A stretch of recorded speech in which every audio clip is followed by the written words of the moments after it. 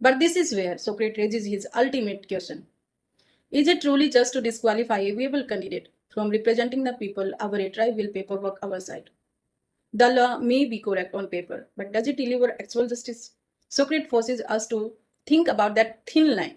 यानी कानून अपनी जगह सही हो सकता है, लेकिन क्या वो इंसाफ है? यही बारीक लकीर सोक्रेट हमें सोचना सिखाते हैं. Now we are stepping into the ring. Next is Karl Marx.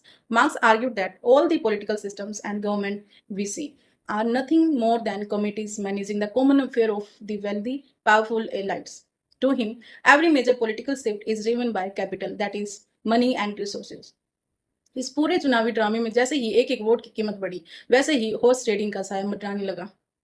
राजनीति अचानक से करोड़ों रुपये लग्जरी रिजॉर्ट्स और चार्टर्ड प्लेन्स के इर्द गिर्द घूमने लगी.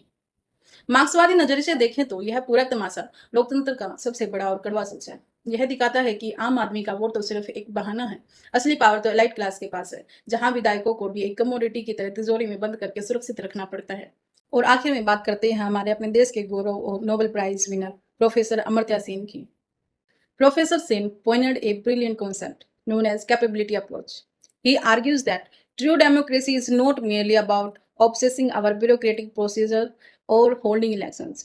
Real democracy exists only when individuals have the substantive freedom, the actual capability to participate and choose.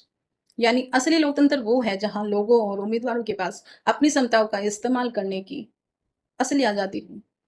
इस घटना में क्या हुआ? नियमों की किताब को इतनी कड़ाई और बेरहमी से लागू किया गया कि एक योग्य उम्मीदवार की चुनाव लड़ने की क्षमता और आजादी ही छीन ली गई. Through Amartya Sen's eyes, our political system has become entirely procedural, choked by paperwork and technicalities. When rules become so overwhelming that they choke the core objective of democracy, which is providing equal, fair opportunities, the system ceases to be a healthy democracy. So guys, अगली बार जब आप TV screen पर किसी नेता का form reject होते देखें या विधायकों को बसों में भरकर रिजोर्ट जाते देखें तो सिर्फ गुस्सा मत होइए, थोड़ा मुस्कुराइए और याद करिए कि मैं होप्स आपको समझा रहे हैं कि अविश्वास के कारण कंट्रोल क्यों जरूरी होता है. सोक्रेट आपको कानून और इंसाफ के बीच का फर्क ढूंढना सिखा रहे हैं. कार्ल मार्क्स आपको याद दिला रहे हैं कि पर्दे के पीछे असली रिमोट कंट्रोल पैसों का है.